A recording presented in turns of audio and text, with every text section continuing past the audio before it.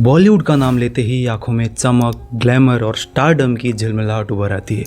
लेकिन इस चमकदार पर्दे के पीछे चल रही असली कहानी किसी फिल्म से भी ज़्यादा रहस्यमयी और खतरनाक है। ये कहानी है बॉलीवुड नाम की उस वॉशिंग मशीन की जो अंडरवर्ल्ड की ब्लैक मनी को सफ़ेद बनाने का सबसे बड़ा अड्डा बन चुकी है। सोचिए, आपकी कई फेवरेट फिल्में शायद इसलिए बनी ही नहीं थी कि वो ब्लॉकबस्टर बने, बल्कि इसीलिए बनाई गई थी कि ताकि काला धन एक नए अवतार में वाइट होकर बाहर आ सके।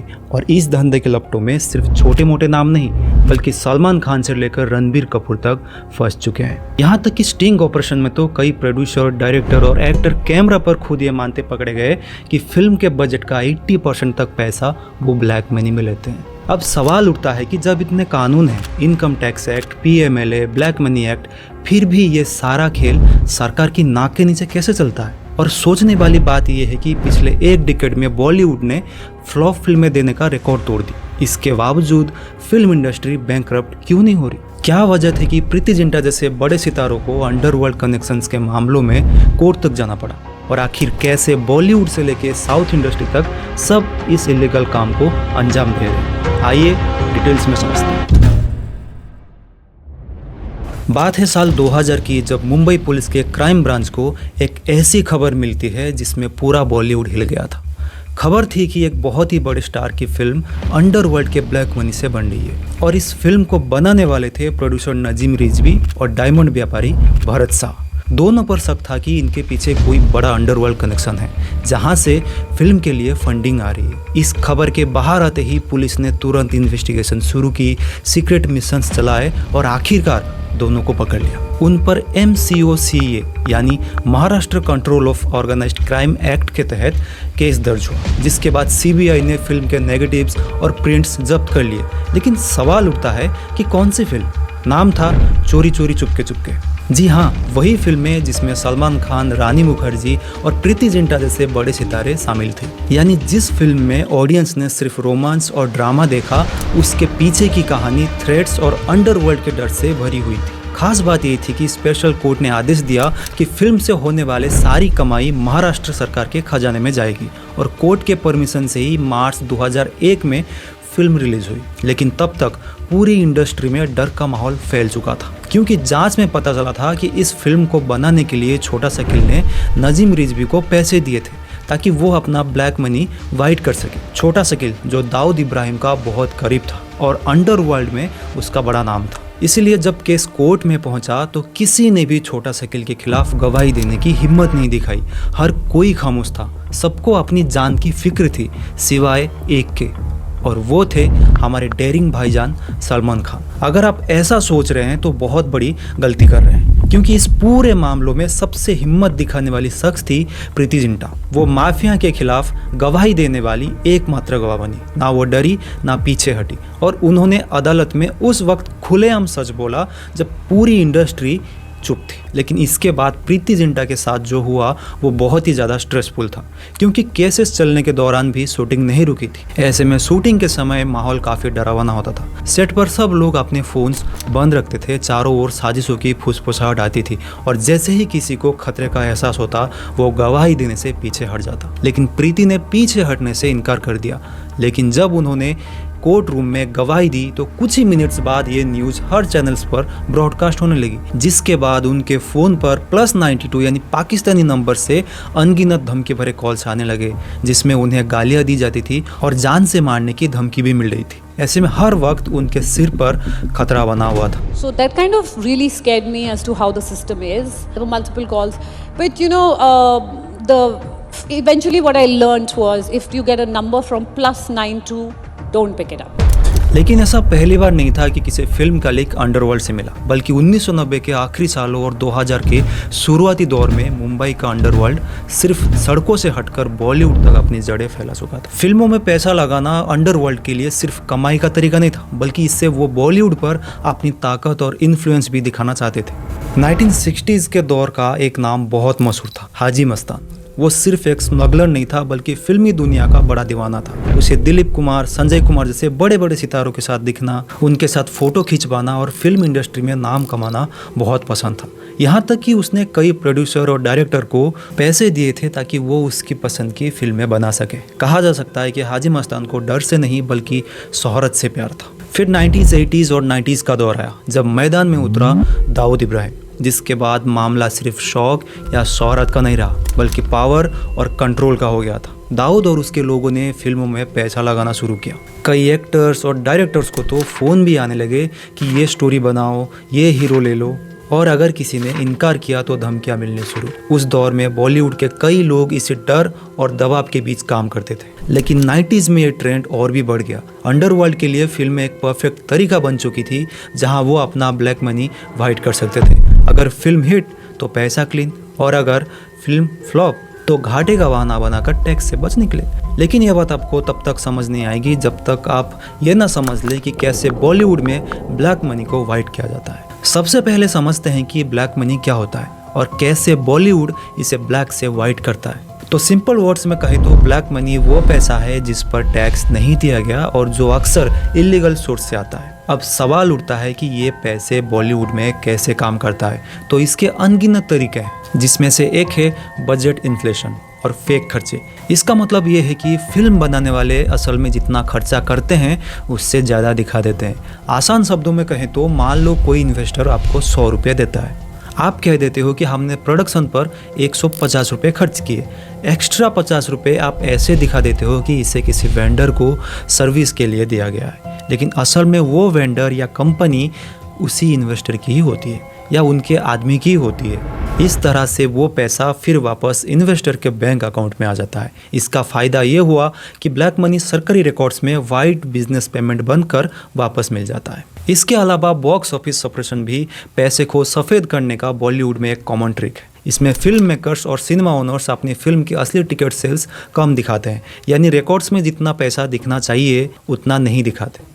एग्जाम्पल्स के लिए मान लो कि एक मल्टीप्लेक्स में 500 टिकट्स बिक गए, लेकिन रिकॉर्ड्स में सिर्फ 350 टिकट्स की एंट्री हुई। बाकी के 150 टिकट्स का पैसा कैश में आता है और ऑफिशियल रिकॉर्ड से बाहर रहता है। इस तरह रियल कलेक्शंस का एक हिस्सा छुपा लिया जाता है। इस ट्रिक से गवर्नमेंट को भी इसकी खबर नहीं लगती और जिस इन्वेस्टर ने फिल्म में ब्लैक मनी लगाया था उससे उसका पैसा वापस कर दिया जाता है।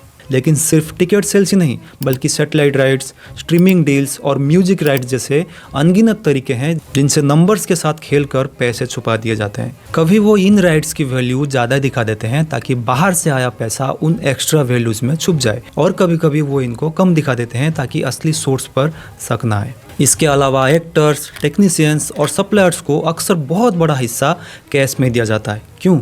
ताकि कोई बैंक ट्रेल ना बने। अगर पेमेंट कैश में है तो उसके रिकॉर्ड्स बैंक में नहीं दिखेंगे, जिससे ऑडिट करना मुश्किल हो जाता है।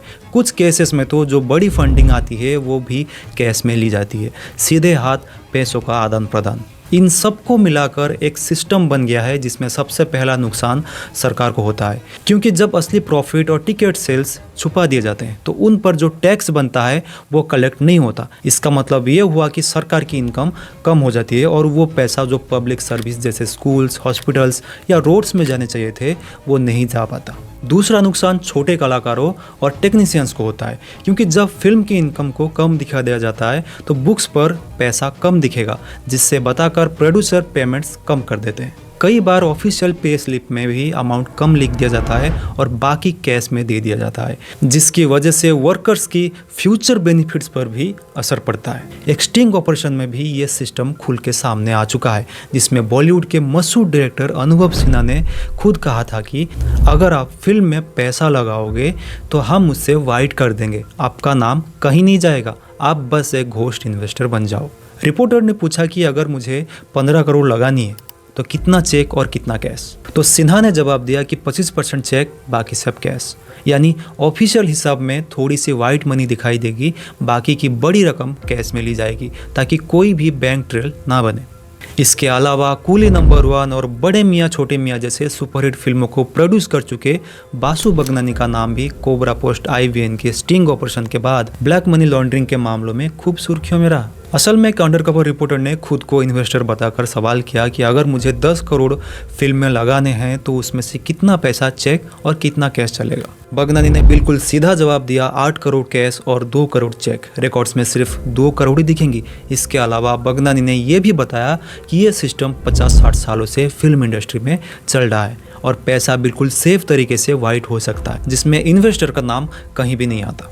लेकिन ये धोखाधड़ी की कहानी सिर्फ प्रोड्यूसर्स या डायरेक्टर तक ही सीमित नहीं है, बल्कि एक्टर्स भी उनसे पीछे नहीं है। जब कोबरा पोस्ट के एक अंडरकवर रिपोर्टर ने एक्ट्रेस पायल रस्तोगी से फिल्म में काम करने के लिए पैसों की बात की, तो पायल ने खुलकर कहा कि हमें पेमेंट कैश में चाहिए। एग्रीमेंट सिर्फ वाइट यानी चेक वाले पेमेंट के लिए, बाकी कैश वाले डील के बाद एग्रीमेंट फाड़ देना। मतलब पायल ने 30 लाख की पेमेंट में सिर्फ 5 लाख कैश में मांगे, बाकी 25 लाख नगद। लेकिन इतनी बड़ी हेरा फेरी कैसे हो रही है?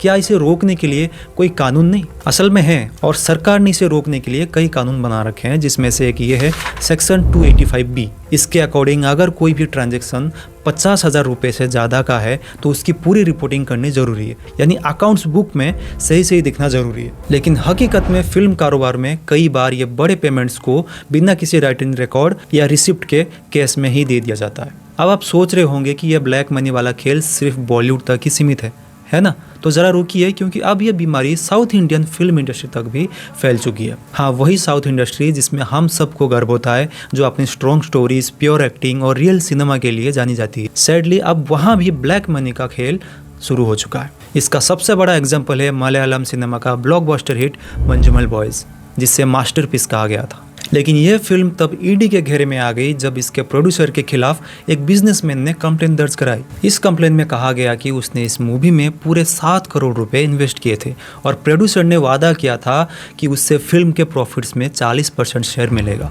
लेकिन जब फिल्म सुपरहिट हो गई तो प्रोड्यूसर ने एग्रीमेंट के अकॉर्डिंग पैसे देने से इनकार कर दिया। इसके बाद जब ईडी ने इन्वेस्टिगेशन आगे बढ़ाई तो कई शॉकिंग चीजें सामने आने लगी, जैसे कि प्रोड्यूसर ने अथॉरिटीज को बताया कि फिल्म का बजट 22 करोड़ रुपए था, लेकिन जब ईडी ने अकाउंट्स खंगेले तो असली आंकड़ा निकला सिर्फ 18.65 करोड़ रुपए, मतलब करीब 3.5 करोड़ रुपए हवा में गायब। रिपोर्ट्स में यह भी आया कि मंजूमल बॉयज के बॉक्स ऑफिस कलेक्शंस को इन्फ्लेट किया गया था, मतलब असली कमाई कम थी लेकिन रिकॉर्ड्स में ज़्यादा दिखाई गई थी ताकि मनी लॉन्ड्रिंग को लीगल दिखाया जा सके। मतलब वही सिस्टम जो सालों से बॉलीवुड में चलता आ रहा है, अब साउथ में भी डीप जड़ें जमा चुका है।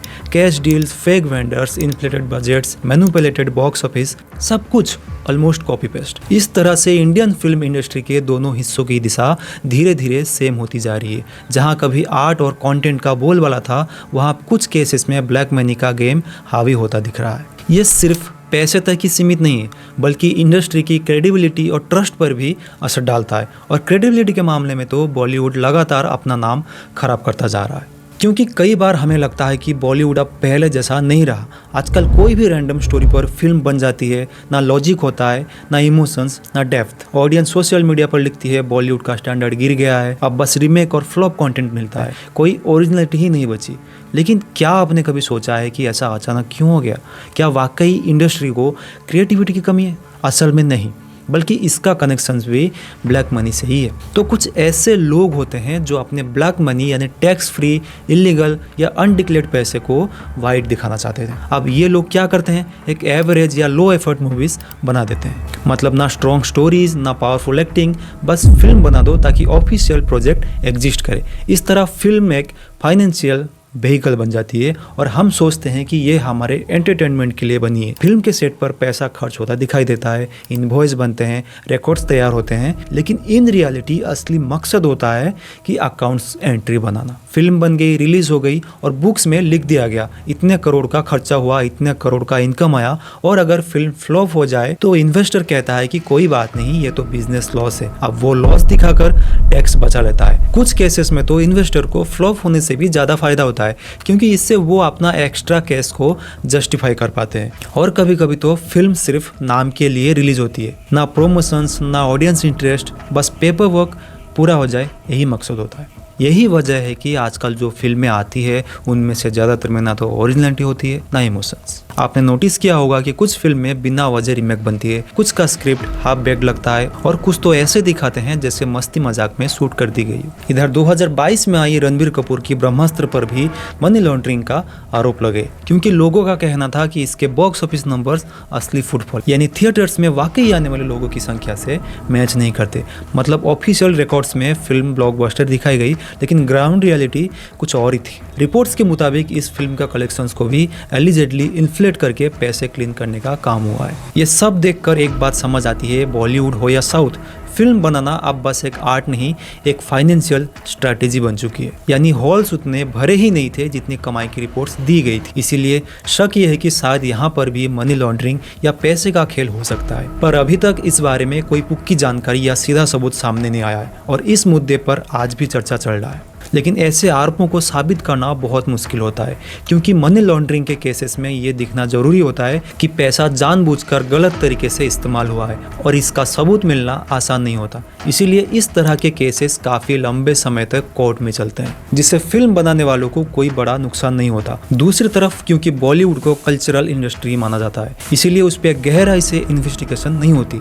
रेगुलेटर्स के पास भी एक्सपर्ट्स और रिसोर्सेज की कमी है, जिस वजह से हर साल बनने वाली सैकड़ों फिल्म का ऑडिट करना उनके लिए बहुत बड़ी मुश्किल होता है। सीधे शब्दों में कहें तो आज बॉलीवुड में काले पैसे को सफेद करना एक लो रिस्क हाई रिवॉर्ड यानी कम खतरा लेकिन ज्यादा फायदा वाला बिजनेस बन गया है। कानून तो है, लेकिन उनका सही इस्तेमाल बहुत कमजोर है, जिससे गलत काम करने वाले अक्सर बच जाते हैं। सबसे दुख की बात यह है कि जिन एक्टर्स, राइटर्स और टेक्नीशियंस का कोई बड़ा या अंडरवर्ल्डिंग इन्वेस्टर से संबंध नहीं होता, उन्हें बड़ी फिल्म्स और मौके नहीं मिलते। इस वजह से बॉलीवुड का असली टैलेंट दिन ब दिन खोता जा रहा है और अगर ये चलता रहा तो सिर्फ इंडिया में ही नहीं बल्कि इंटरनेशनल लेवल पर भी इंडियन सिनेमा का नाम खराब हो सकता है। लेकिन क्या अगर कानून को मजबूत कर दिया जाए तो बॉलीवुड में बदलाव आ सकता है? कमेंट्स में ज़रूर बताइए। और अगर इस वीडियो आपको अच्छी लगी तो इस वीडियो को लाइक और इस चैनल को सब्सक्राइब ज़रूर कर दीजिए। बाकी मैं आपसे मिलता हूँ नेक्स्ट वीडियो में, तब तक के लिए जय हिंद।